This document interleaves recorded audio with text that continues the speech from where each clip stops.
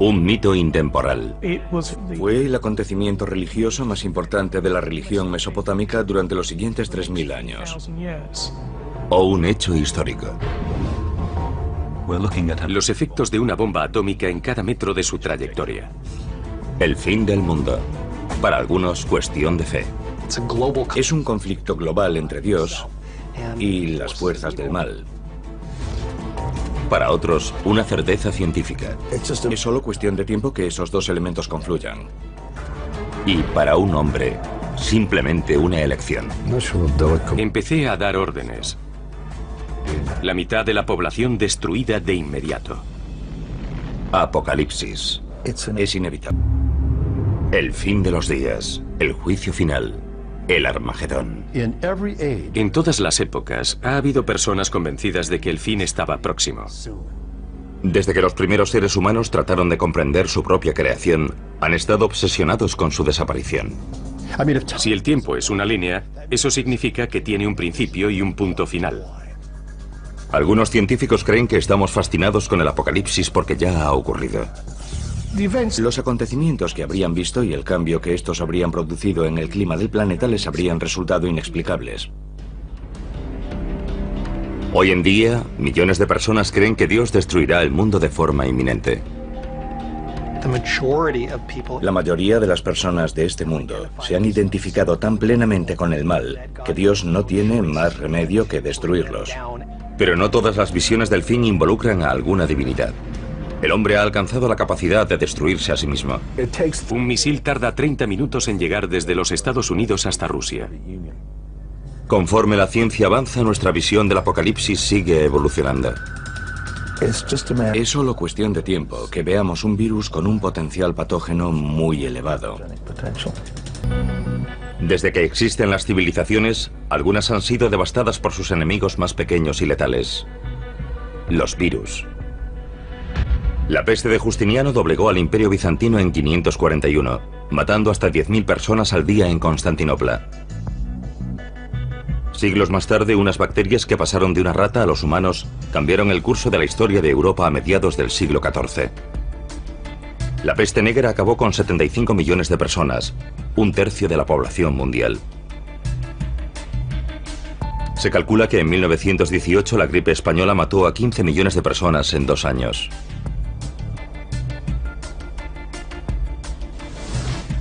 Han fallecido más personas por causa de los virus que por la suma de todas las guerras y los desastres naturales. Sin embargo, olvidamos constantemente el pasado, como si no quisiésemos afrontar la posibilidad de una pesadilla futura. Un apocalipsis vírico capaz de provocar la extinción de la humanidad.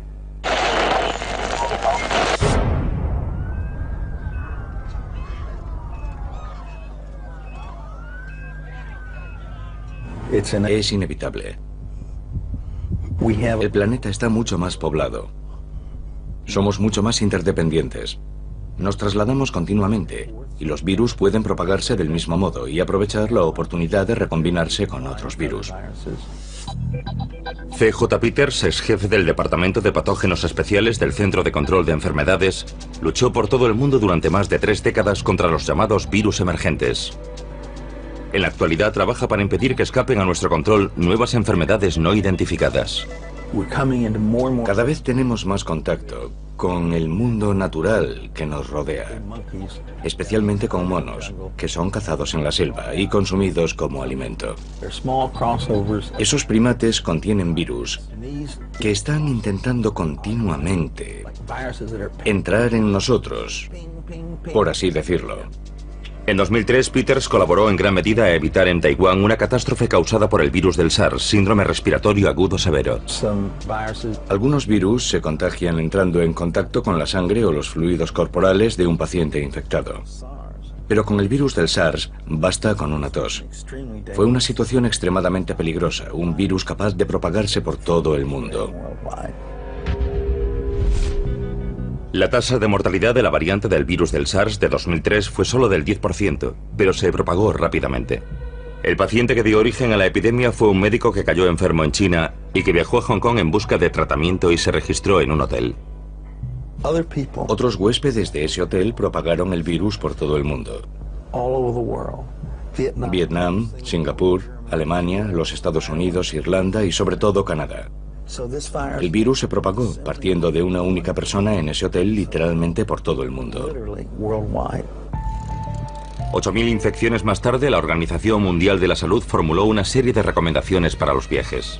Por suerte, la propagación de la enfermedad fue detenida antes de alcanzar proporciones planetarias. Millones de personas tuvieron que usar mascarillas y ser puestas en cuarentena. Pero hay innumerables virus letales que mutan constantemente, buscando nuevas combinaciones para penetrar en los seres humanos y propagarse más rápido. Uno de ellos es el virus del ébola. Tiene una tasa de mortalidad muy elevada, del 50 al 90%, dependiendo de su virulencia. Y el virus del ébola circula por la naturaleza, principalmente en los murciélagos.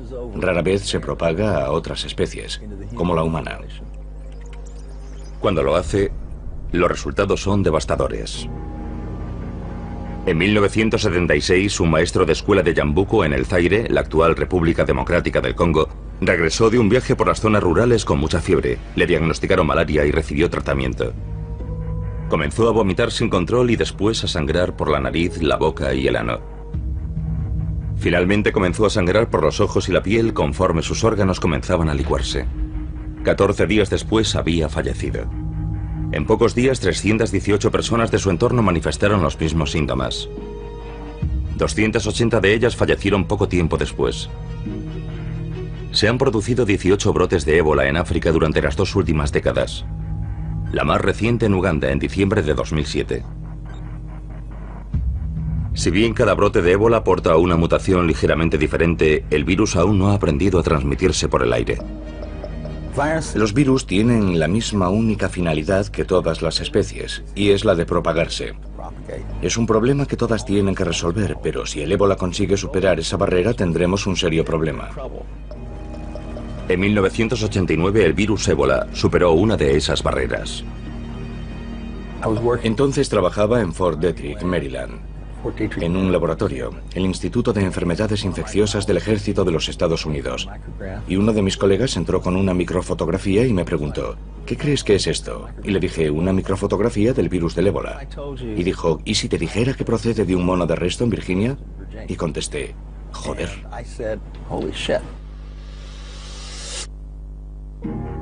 En 1989, el virus más mortífero del mundo, el ébola, apareció en el continente americano, en Reston, Virginia. Cuando nos enfrentamos a una enfermedad para la cual no tenemos tratamiento ni vacuna, debemos tomar medidas extremas. El virus se estaba propagando desde un centro de cuarentena de monos. Organizamos un grupo de personas del laboratorio que tenían experiencia en el trabajo con virus de riesgo de nivel 4. Al principio se propagaba de la misma manera que las cepas humanas del virus del ébola se propagan en África. Intentamos por todos los medios analizar la propagación de sala en sala.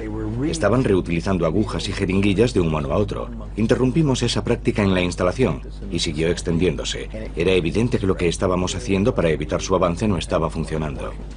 La única explicación posible era que el virus se estuviese propagando a través de los conductos de ventilación. Se propagaba por el aire como la gripe. Cundió el pánico. Las autoridades estatales y locales cooperaron con la División del Ejército y del Centro de Control de Enfermedades para poner en marcha una contención absoluta. No hubo infecciones en seres humanos, pero si un virus del ébola que se propagase por el aire hubiese salido de aquellas instalaciones, las consecuencias hubiesen sido inimaginables. Temíamos que aquel virus pudiese ser infeccioso no solo para los monos, sino también para los humanos. Entonces no teníamos forma de saber lo peligroso que era. De modo que suministramos a todos los monos un anestésico y los incineramos. No había otra opción. Fue triste, pero tuvieron que morir 500 monos para contener aquel virus. El brote parecía haber terminado. Como precaución, todos los empleados del laboratorio fueron examinados en busca de infecciones. Después de limpiar todo el lugar, resultó que algunos de los cuidadores mostraban indicios de infección del virus, pero no enfermaron. Se trataba de una cepa poco frecuente del virus del ébola que parecía poco virulenta para los seres humanos, pero muy virulenta para los monos. El ébola había encontrado la forma de propagarse por el aire e incluso infectar a las personas, pero por alguna razón había perdido la capacidad de hacer que enfermasen, algo que ya había logrado antes. ¿Cuándo podría tardar un virus como el ébola en añadir un arma más a su arsenal y alcanzar la capacidad de desencadenar un apocalipsis vírico a escala planetaria? Si analizamos los brotes de nuevas versiones de enfermedades ya conocidas y de enfermedades nuevas, vemos que sin duda han aumentado en los últimos 50 años. Personalmente, creo que seguirán aumentando y que también su porcentaje seguirá aumentando. Los factores que causan esos brotes están creciendo y lo están haciendo de forma exponencial. Todos. El transporte aéreo, el transporte marítimo, el tiempo. Todos los factores están creciendo de forma exponencial y eso aumenta las probabilidades de que surjan nuevas enfermedades. No sabemos el número de virus diferentes que hay en el mundo. Sabemos que hemos contado e identificado unos 2000 aproximadamente. Ese es el número de virus que conocemos. Y millones y millones y millones de copias de cada uno en cada uno de ellos se están reproduciendo y dando lugar a mutaciones, minuto a minuto.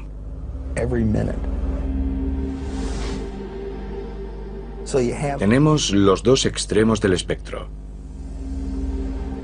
Contagioso, pero poco virulento. Poco contagioso, pero muy virulento. Y es solo cuestión de tiempo que ambos acaben coincidiendo. Es algo inevitable.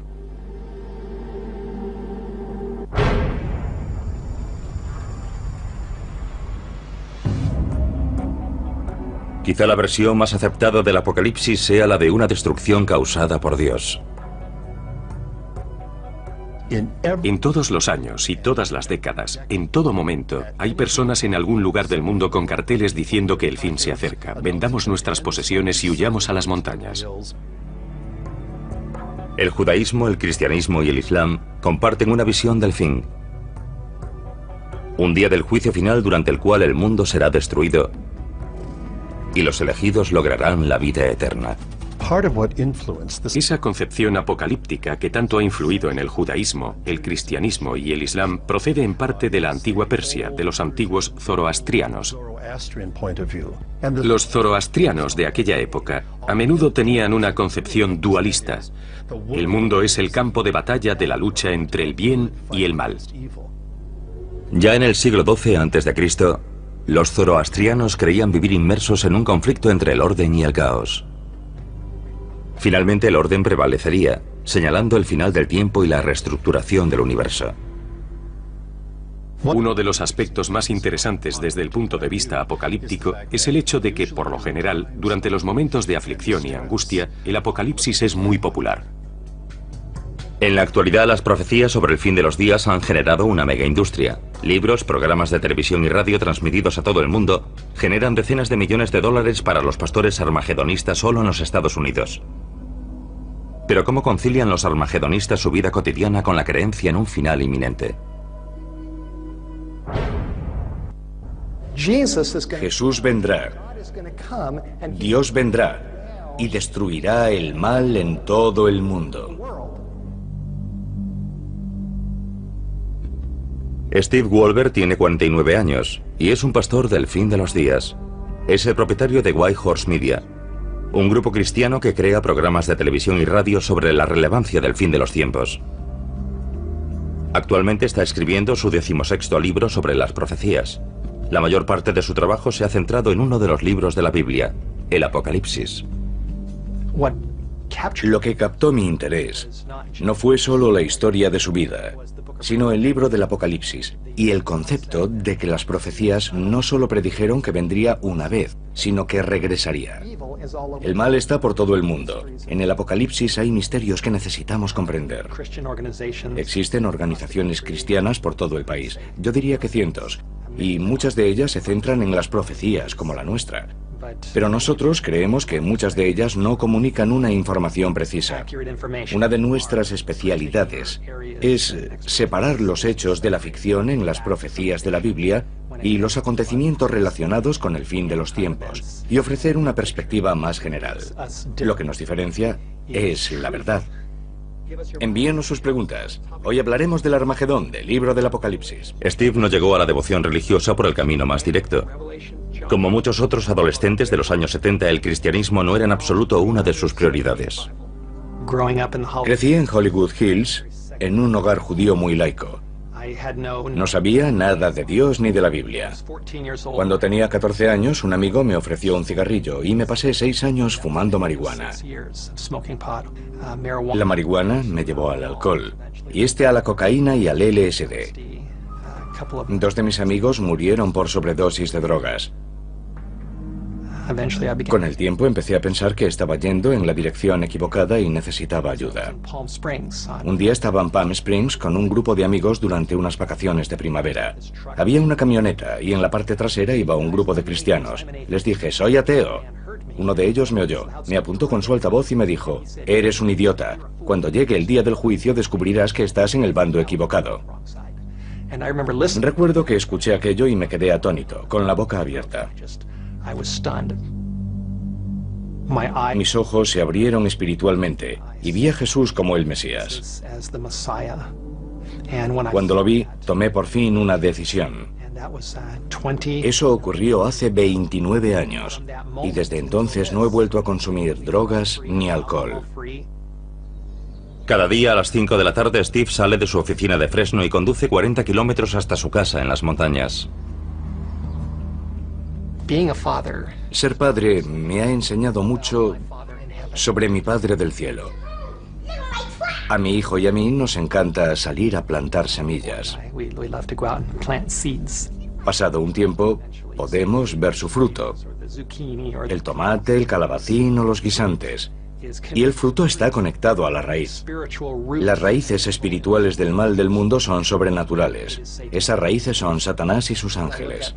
Cuando veo a mi familia, a mi hijo y a mi hija, tiemblo al pensar que crecerán en este mundo. El verdadero mal está ahí fuera. Y deseo que llegue el día en que Jesús vendrá a poner fin al mal y nos llevará a un nuevo mundo que es perfecto y bueno y lleno de amor. Deseo que ese día llegue lo antes posible. Ven, Señor Jesús.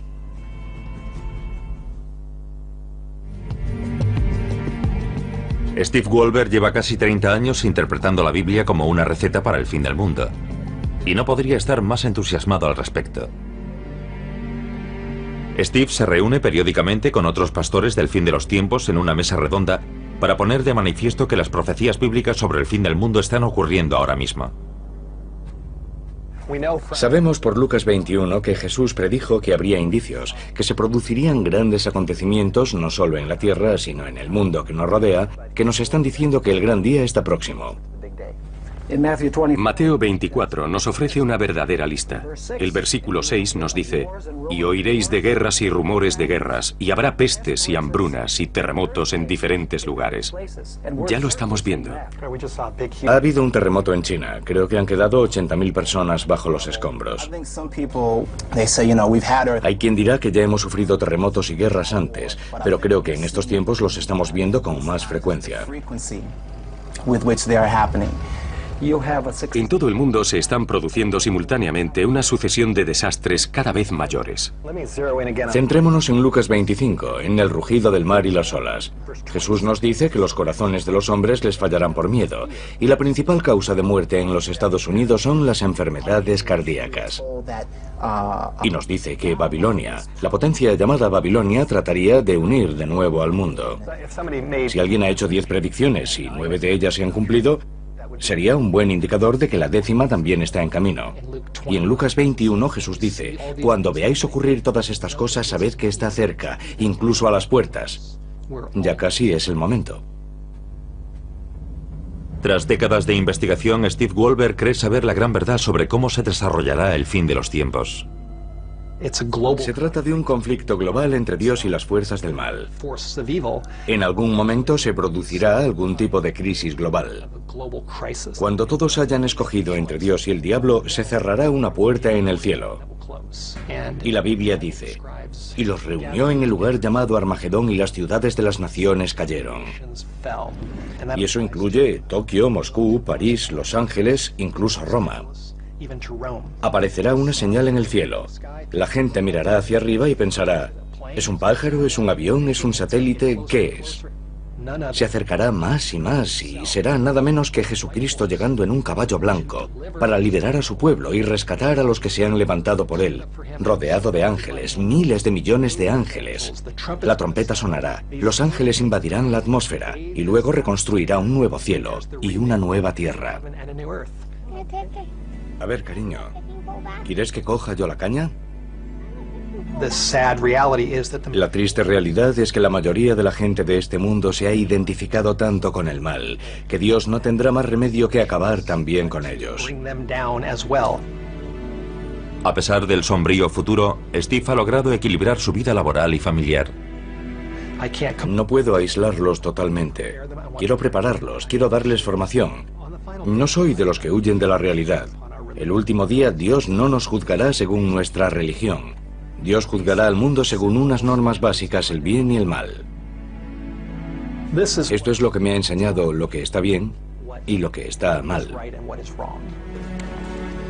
Mi hijo es consciente de que cuando llegue Jesús, todo el mundo arderá y creará un mundo nuevo. Y yo le digo que será genial y que estamos deseando verlo.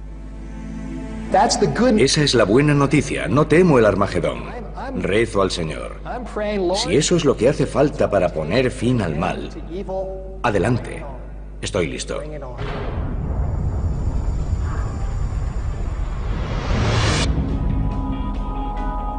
Algunos de los mitos más antiguos de los que se tiene noticia hablan del fin del mundo.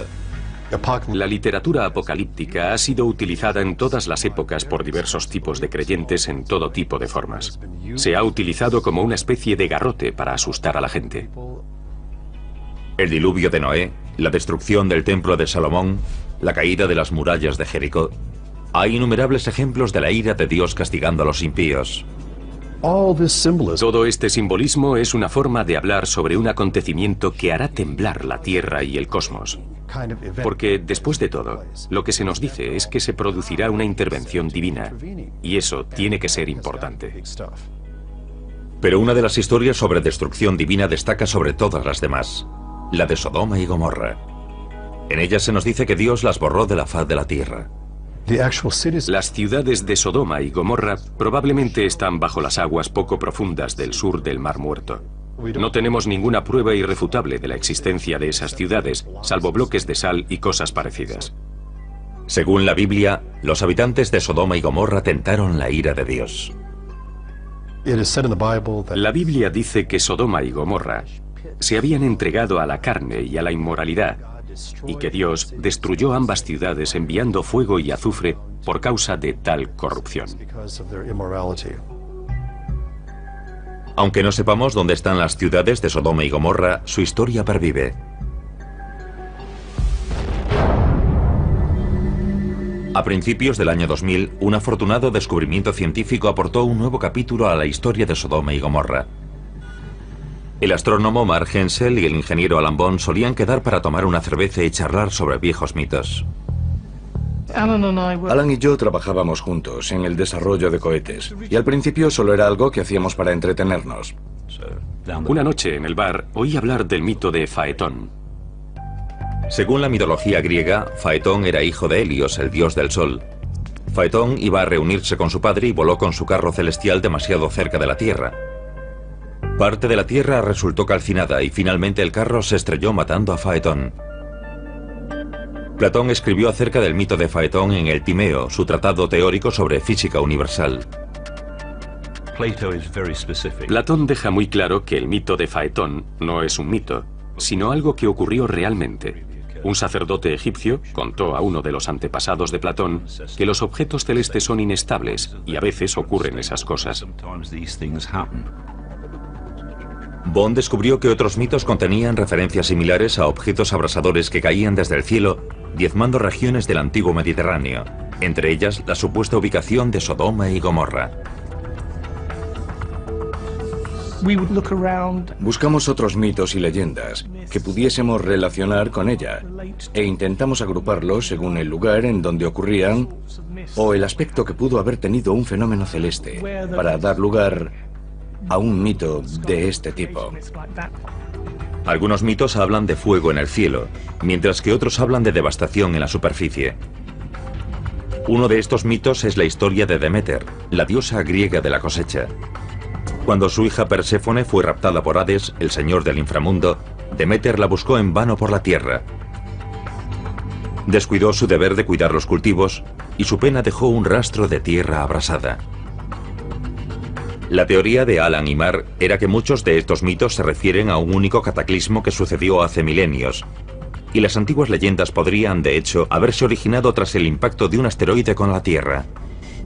Mark y Alan estudiaron el firmamento, analizando imágenes de satélite de la NASA en busca de impactos que respaldasen su teoría. Alan tiene un conjunto de programas que desarrolló para otro proyecto, y pueden ofrecer una imagen en la que vemos la trayectoria de objetos cruzando el cielo. Pero no tenían constancia de un cráter de impacto en el Mediterráneo. Entonces vieron un misterioso accidente geológico en los Alpes austriacos, cerca de la ciudad de Kessels. Un deslizamiento de tierra de 5 kilómetros de longitud y medio kilómetro de profundidad. No es el rastro habitual del impacto de un asteroide, pero podría ser el resultado de un objeto que hubiese llegado con una trayectoria muy baja. Hemos aprendido que algunos de estos objetos de baja densidad se fragmentan en la atmósfera y no dejan un cráter, pero pueden causar graves daños en la superficie. Cuando conoces la trayectoria con la que pudo llegar ese objeto, te das cuenta de que en ese lugar ocurrió algo muy especial. Era una buena teoría, pero Bond y Hemsel carecían de pruebas suficientes para llevarla del bar a la opinión pública. Pero entonces encontraron una pista notable. La imagen de una antigua tablilla sumeria del Museo Británico conocida como el Planisferio. Inmediatamente me puse en guardia y pude ver que en aquella curiosa tablilla sumeria figuraban muchas referencias como la constelación de Piscis, que aparecía con mucha claridad. Era un documento con muchos elementos astronómicos. Nos dice cómo era el cielo aquella noche, cómo estaban situados los planetas, las posiciones de las constelaciones en el cielo.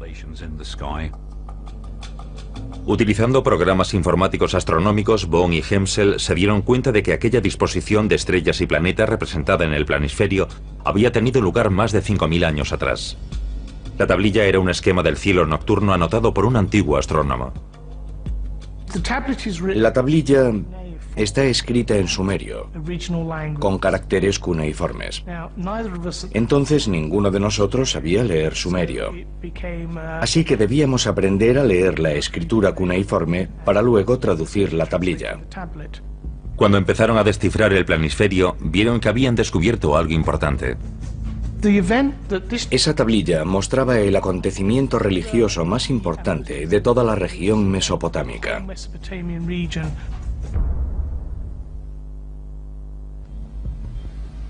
Dos científicos británicos seguían el rastro de un antiguo impacto de asteroide que había devastado el Oriente Próximo y que podía ser la fuente de decenas de leyendas apocalípticas, entre ellas la destrucción de Sodoma y Gomorra. Encontraron indicios de que un pequeño asteroide podría haber caído en los Alpes austríacos y descifraron una observación astronómica de 5.000 años de antigüedad conservada en una tablilla de piedra. Cuanto más investigábamos la tablilla, más nos convencíamos de que en una mitad figuraban observaciones normales de un cielo de madrugada y en la otra la observación de nuestro asteroide cayendo hacia la Tierra.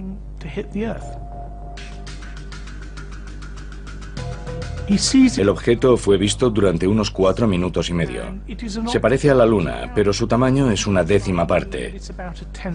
Y cruza el cielo con la misma velocidad aparente que un avión. Un avión que cruzase el cielo a gran altura. Era la venganza de Dios cayendo sobre Sodoma y Gomorra. Un asteroide con un diámetro de más de 1 kilómetro acercándose a la Tierra a 14 kilómetros por segundo. Creamos un programa informático que da una imagen de este objeto cruzando el cielo. Conocemos la fecha y la hora con un margen de 10 minutos, porque se trata de una observación muy precisa. Sucedió a las 4:23 de la madrugada del 29 de junio del año 3123 a.C. Desde el punto de vista del astrónomo sumerio, el asteroide habría desaparecido en el horizonte 4 minutos y medio después de que comenzase a tomar notas. 30 segundos después, el asteroide sobrevolaba Grecia, donde entró en la atmósfera de la Tierra. La gigantesca bola de fuego en el cielo de Atenas podría haber generado el mito de Faetón y la caída de su carro. En ese momento estaría generando una inmensa onda de choque. En el momento en que estuviese en el extremo norte del Adriático, estaría produciendo cada 10 metros de su trayectoria el equivalente a una bomba atómica de la Segunda Guerra Mundial en términos de rendimiento explosivo. Y cuando estuviese sobre los Alpes suizos, acercándose a Keffels, podríamos compararlo con una bomba atómica en cada metro de su trayectoria. Y en las últimas fases de su vuelo, roza la cumbre de una montaña llamada Ganskogel, que se encuentra en la parte occidental del valle. El asteroide roza la cumbre de 5 montañas y luego explota en el aire con la potencia de 1000 bombas como la de Hiroshima.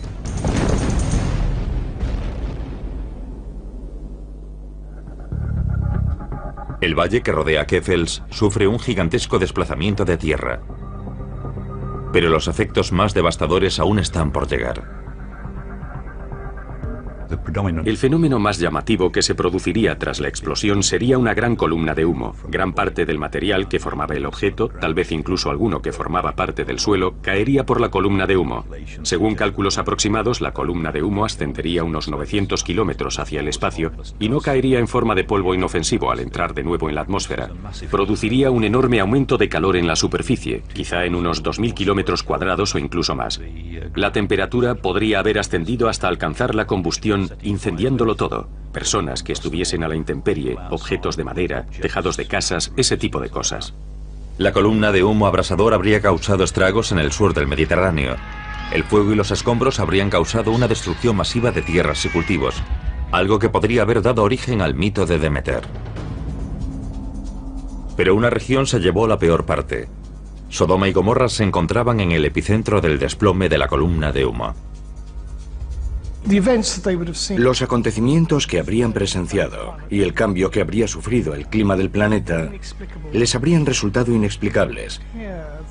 Según parece, sin duda en el mundo griego y el mesopotámico, y posiblemente en el mundo egipcio, la gente modificó esencialmente su religión y su dios principal. Surgieron mitos. Los antiguos dioses murieron y otros nuevos ocuparon su lugar. Los supervivientes habrían buscado una razón por la cual Dios habría hecho llover fuego sobre ellos. Algunos habrían culpado a sí mismos y habrían cuestionado su moralidad.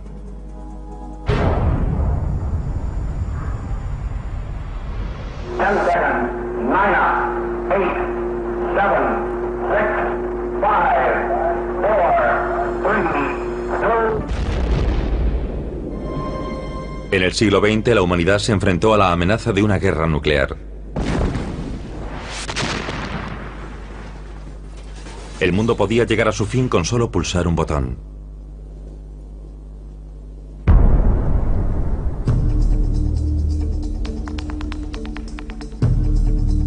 Las mentes que crearon el arma definitiva creían que sería la clave para lograr la paz en la Tierra. Su argumento, que el miedo a las represalias impediría el primer ataque. Su error fue poner el futuro de la humanidad en manos de máquinas. Hemos vivido 4 incidentes que han estado a punto de provocar una guerra nuclear de forma involuntaria. El 9 de noviembre de 1979, 4 centros nucleares del mando estadounidense registraron un ataque nuclear soviético a gran escala. El Pentágono se puso inmediatamente en alerta máxima. El personal responsable de lanzar nuestros misiles intercontinentales había recibido la advertencia de que podía tratarse de un ataque real. La verdadera causa de la alerta dejó en ridículo al Pentágono. El turno de noche realizó un simulacro para entrenar a los técnicos y dejaron la cinta del programa dentro del equipo. El turno de la mañana no lo sabía, y lo primero que vio fue cómo lanzaban cientos de misiles soviéticos contra ellos. A continuación, comprobaron los datos procedentes de los satélites, según los cuales no había sido lanzado ningún misil, y dijeron que nadie hiciese nada. Después del incidente de la cinta de entrenamiento, se aplicaron nuevos protocolos de seguridad. Pero menos de un año después, las alarmas volvieron a saltar en las mismas pantallas. Un chip de ordenador que costaba 30 centavos se quemó. El centro de mando estaba viendo que 100 misiles los estaban atacando, lo que provocó una reunión de evaluación de amenaza nuclear. A pesar de las mejoras constantes, los ordenadores de alerta temprana estaban funcionando a su máxima capacidad. Un misil tarda 30 minutos en llegar desde Rusia hasta los Estados Unidos o desde los Estados Unidos hasta Rusia por el Polo Norte. En aquel entonces, tanto los Estados Unidos como la Unión Soviética estaban paralizados en un punto muerto nuclear. Los misiles podían lanzarse cada vez más rápido y a la menor provocación. Y los soviéticos estaban intentando poner en marcha un sistema de alerta temprana con el que poder detener un primer ataque de los Estados Unidos que pudiese acabar por completo con su arsenal nuclear. A principios de 1983, Stanislav Petrov era teniente coronel de las Fuerzas de Misiles Estratégicos Soviéticos, especializado en el desarrollo de un sistema de alerta nuclear por satélite, diseñado para detener un primer ataque estadounidense. Después de graduarse, fue enviado a una nueva instalación de alerta temprana, Serpukhov 15, situada cerca de Moscú. Cuando llegamos, solo había unas pocas casas. Nadie sabía nada. No había nada. Tuvimos que empezar todo desde cero. Trabajábamos en el edificio principal, donde se desarrollaba el sistema de alerta Cometa, un sistema espacial bastante complejo. El satélite orbitaría cubriendo la zona que estaba bajo la amenaza de los misiles de los Estados Unidos. El nuevo sistema ruso de alerta se componía de 9 satélites que observaban la superficie de los Estados Unidos. Cualquier lanzamiento sería detectado rápidamente mediante la observación de las estelas de los cohetes sobre el horizonte. Al menos esa era la idea de los soviéticos. Teníamos una pantalla de reconocimiento que ocupaba una pared entera y mostraba todo el planeta y el territorio de los Estados Unidos. En ella aparecía el alcance de sus misiles. Había exactamente 1000 misiles en 6 bases. La tarde del 29 de septiembre de 1983, el coronel Petrov se hizo cargo del mando de Serpukhov 15 como oficial de guardia.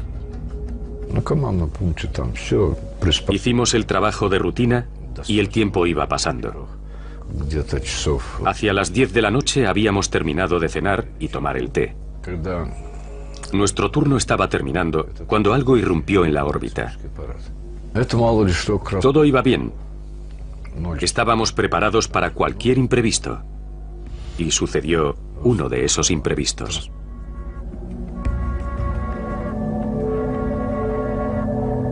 El coronel Petrov recibió una señal que confirmaba un ataque nuclear estadounidense.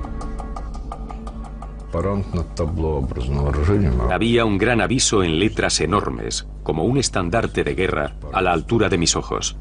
Inicio. La sirena aulló. Empezaron a llegar informes sobre el lanzamiento de un misil desde los Estados Unidos de América. La primera reacción fue de sorpresa. Acababa de ocurrir algo para lo que debíamos estar preparados. Tenía delante un indicador y a su izquierda se iluminó el alcance de uno de los misiles estadounidenses. Junto a él aparecía un 1 que indicaba el lanzamiento de un misil.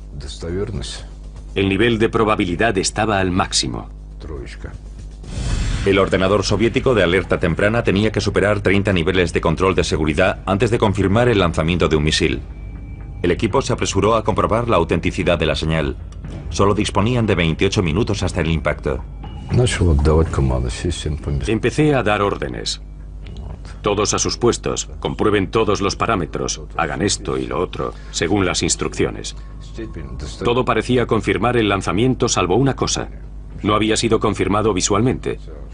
Superar los 30 niveles de defensa era algo serio.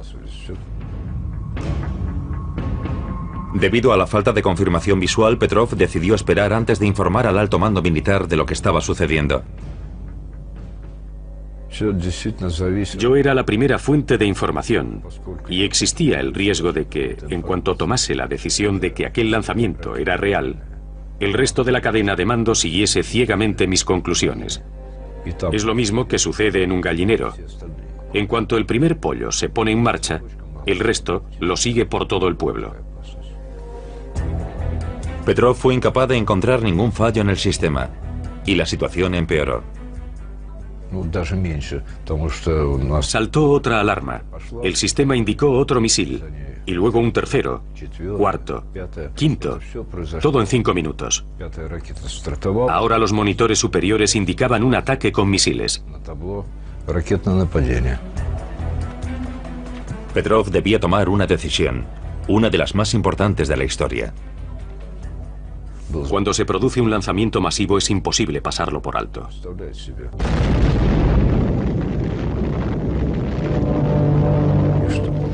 La mitad de la población es destruida de inmediato. Habían pasado ya 12 minutos. Si Petrov hubiese informado entonces al alto mando, este solo habría dispuesto de unos minutos para aconsejar al secretario general Yuri Andropov si debía lanzar un contraataque. Tuve que tomar una decisión. Decidí que era una falsa alarma. Finalmente decidí que sería menos perjudicial clasificar los cohetes detectados como falsas alarmas.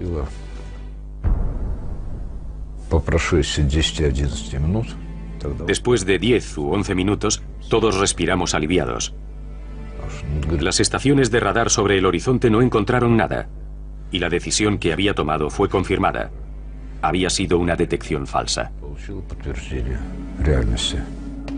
La detección falsa había sido causada por una alineación poco frecuente de luz solar que la Tierra había reflejado en las lentes del satélite. El incidente avergonzó al mando militar del ejército soviético. Petrov se convirtió en el chivo expiatorio y fue jubilado anticipadamente. En enero de 2006, Petrov fue homenajeado en una ceremonia celebrada en la sede de las Naciones Unidas. La prensa occidental lo consideró el hombre que salvó el mundo. Otra de las razones por las que el fin del mundo despierta tanta fascinación en la actualidad es el hecho de que cada vez somos más conscientes de todas nuestras interesantes y en ocasiones diabólicas posibilidades para acabar con nosotros mismos. Todos sabemos algo sobre armas de destrucción masiva, sobre la guerra nuclear, sobre enfermedades terribles que pueden diezmar una población. Hoy sabemos más acerca de todo ello de lo que jamás supimos en el pasado. Al margen de cualquier convicción religiosa, sabemos que existen formas de destruirnos a nosotros mismos.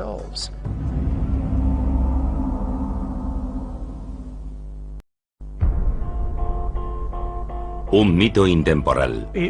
Fue el acontecimiento religioso más importante de la religión mesopotámica durante los siguientes 3000 años. O un hecho histórico. Los efectos de una bomba atómica en cada metro de su trayectoria. El fin del mundo. Para algunos, cuestión de fe. Es un conflicto global entre Dios y las fuerzas del mal. Para otros, una certeza científica. Es solo cuestión de tiempo que esos dos elementos confluyan. Y para un hombre, simplemente una elección. Empecé a dar órdenes. La mitad de la población destruida de inmediato. Apocalipsis. Es inevitable. El fin de los días. El juicio final. El Armagedón. En todas las épocas ha habido personas convencidas de que el fin estaba próximo. Desde que los primeros seres humanos trataron de comprender su propia creación, han estado obsesionados con su desaparición. Si el tiempo es una línea, eso significa que tiene un principio y un punto final. Algunos científicos creen que estamos fascinados con el apocalipsis porque ya ha ocurrido. Los acontecimientos que habrían visto y el cambio que estos habrían producido en el clima del planeta les habrían resultado inexplicables. Hoy en día, millones de personas creen que Dios destruirá el mundo de forma inminente. La mayoría de las personas de este mundo se han identificado tan plenamente con el mal que Dios no tiene más remedio que destruirlos. Pero no todas las visiones del fin involucran a alguna divinidad. El hombre ha alcanzado la capacidad de destruirse a sí mismo. Un misil tarda 30 minutos en llegar desde los Estados Unidos hasta Rusia. Conforme la ciencia avanza, nuestra visión del apocalipsis sigue evolucionando. Es solo cuestión de tiempo que veamos un virus con un potencial patógeno muy elevado. Desde que existen las civilizaciones, algunas han sido devastadas por sus enemigos más pequeños y letales: los virus. La peste de Justiniano doblegó al Imperio Bizantino en 541, matando hasta 10.000 personas al día en Constantinopla. Siglos más tarde, unas bacterias que pasaron de una rata a los humanos cambiaron el curso de la historia de Europa a mediados del siglo XIV. La peste negra acabó con 75 millones de personas, un tercio de la población mundial. Se calcula que en 1918 la gripe española mató a 15 millones de personas en 2 años.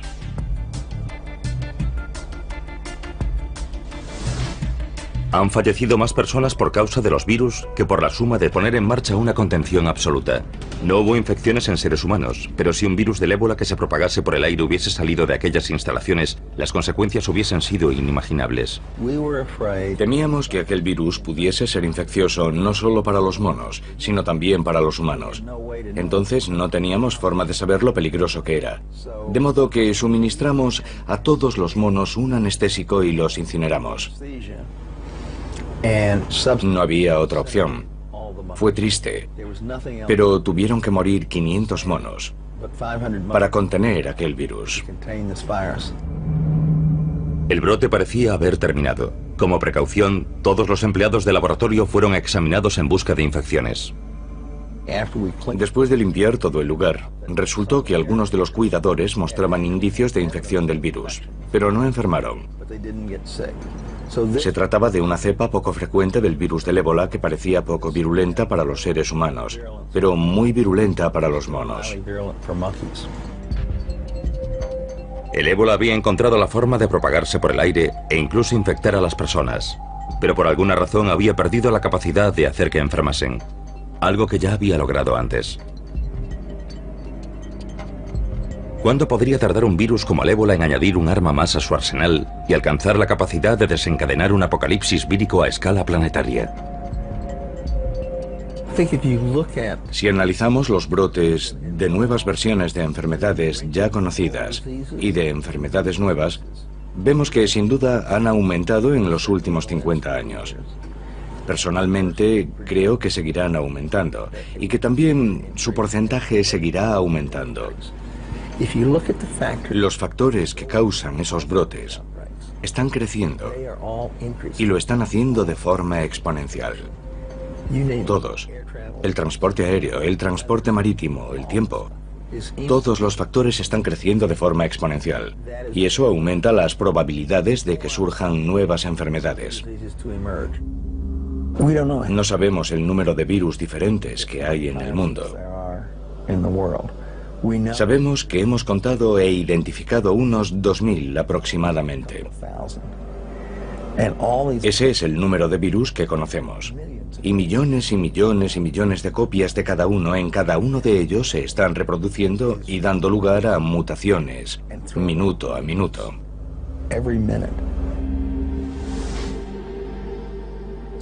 Tenemos los dos extremos del espectro. Contagioso, pero poco virulento.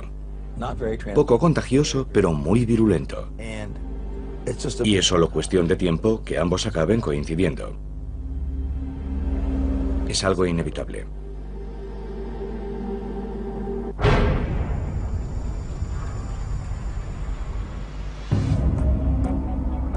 Quizá la versión más aceptada del apocalipsis sea la de una destrucción causada por Dios. En todos los años y todas las décadas, en todo momento, hay personas en algún lugar del mundo con carteles diciendo que el fin se acerca. Vendamos nuestras posesiones y huyamos a las montañas. El judaísmo, el cristianismo y el islam comparten una visión del fin. Un día del juicio final durante el cual el mundo será destruido y los elegidos lograrán la vida eterna. Esa concepción apocalíptica que tanto ha influido en el judaísmo, el cristianismo y el islam procede en parte de la antigua Persia, de los antiguos zoroastrianos. Los zoroastrianos de aquella época a menudo tenían una concepción dualista. El mundo es el campo de batalla de la lucha entre el bien y el mal. Ya en el siglo XII a.C., los zoroastrianos creían vivir inmersos en un conflicto entre el orden y el caos. Finalmente el orden prevalecería, señalando el final del tiempo y la reestructuración del universo. Uno de los aspectos más interesantes desde el punto de vista apocalíptico es el hecho de que, por lo general, durante los momentos de aflicción y angustia, el apocalipsis es muy popular. En la actualidad, las profecías sobre el fin de los días han generado una megaindustria. Libros, programas de televisión y radio transmitidos a todo el mundo generan decenas de millones de dólares para los pastores armagedonistas solo en los Estados Unidos. Pero ¿cómo concilian los armagedonistas su vida cotidiana con la creencia en un final inminente? Jesús vendrá, Dios vendrá y destruirá el mal en todo el mundo. Steve Wolber tiene 49 años y es un pastor del fin de los días. Es el propietario de White Horse Media, un grupo cristiano que crea programas de televisión y radio sobre la relevancia del fin de los tiempos. Actualmente está escribiendo su 16º libro sobre las profecías. La mayor parte de su trabajo se ha centrado en uno de los libros de la Biblia, el Apocalipsis. Lo que captó mi interés no fue solo la historia de su vida, sino el libro del Apocalipsis y el concepto de que las profecías no solo predijeron que vendría una vez, sino que regresaría. El mal está por todo el mundo. En el Apocalipsis hay misterios que necesitamos comprender. Existen organizaciones. Todas las guerras y los desastres naturales. Sin embargo, olvidamos constantemente el pasado, como si no quisiésemos afrontar la posibilidad de una pesadilla futura. Un apocalipsis vírico capaz de provocar la extinción de la humanidad.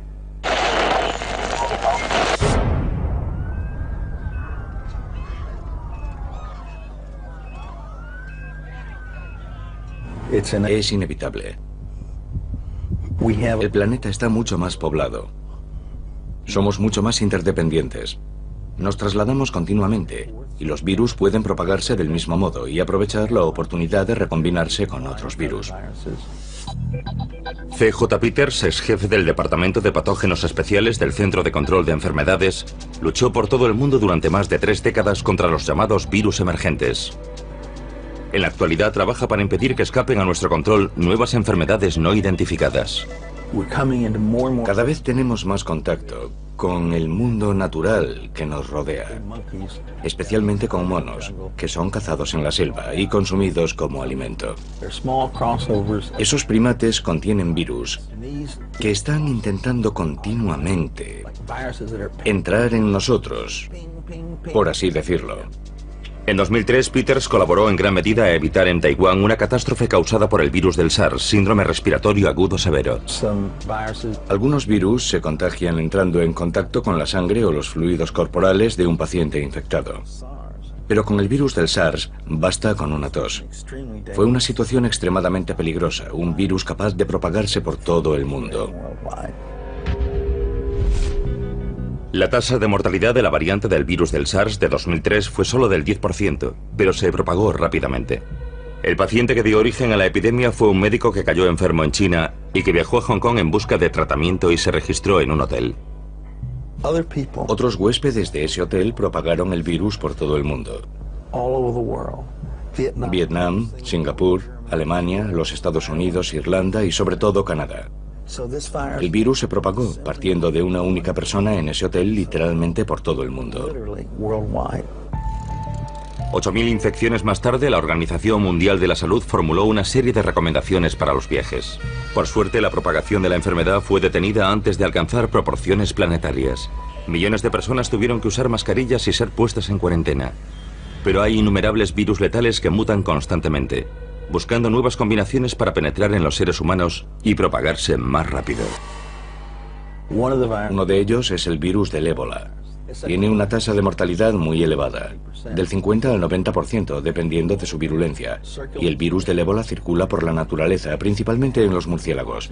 Rara vez se propaga a otras especies, como la humana. Cuando lo hace, los resultados son devastadores. En 1976, un maestro de escuela de Yambuco, en el Zaire, la actual República Democrática del Congo, regresó de un viaje por las zonas rurales con mucha fiebre. Le diagnosticaron malaria y recibió tratamiento. Comenzó a vomitar sin control y después a sangrar por la nariz, la boca y el ano. Finalmente comenzó a sangrar por los ojos y la piel conforme sus órganos comenzaban a licuarse. 14 días después había fallecido. En pocos días, 318 personas de su entorno manifestaron los mismos síntomas. 280 de ellas fallecieron poco tiempo después. Se han producido 18 brotes de ébola en África durante las 2 últimas décadas. La más reciente en Uganda, en diciembre de 2007. Si bien cada brote de ébola aporta una mutación ligeramente diferente, el virus aún no ha aprendido a transmitirse por el aire. Los virus tienen la misma única finalidad que todas las especies, y es la de propagarse. Es un problema que todas tienen que resolver, pero si el ébola consigue superar esa barrera, tendremos un serio problema. En 1989 el virus ébola superó una de esas barreras. Entonces trabajaba en Fort Detrick, Maryland, en un laboratorio, el Instituto de Enfermedades Infecciosas del Ejército de los Estados Unidos. Y uno de mis colegas entró con una microfotografía y me preguntó, ¿qué crees que es esto? Y le dije, una microfotografía del virus del ébola. Y dijo, ¿y si te dijera que procede de un mono de arresto en Virginia? Y contesté, joder.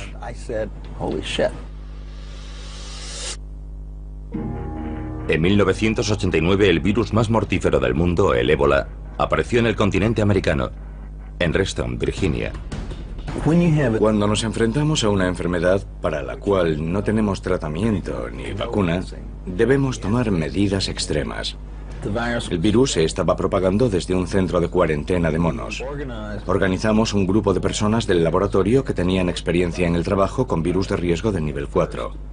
Al principio se propagaba de la misma manera que las cepas humanas del virus del ébola se propagan en África. Intentamos por todos los medios analizar la propagación de sala en sala.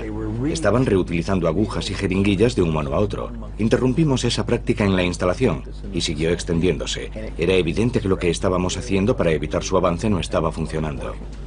La única explicación posible era que el virus se estuviese propagando a través de los conductos de ventilación. Se propagaba por el aire como la gripe. Cundió el pánico. Las autoridades estatales y locales cooperaron con la División del Ejército y del Centro de Control de Enfermedades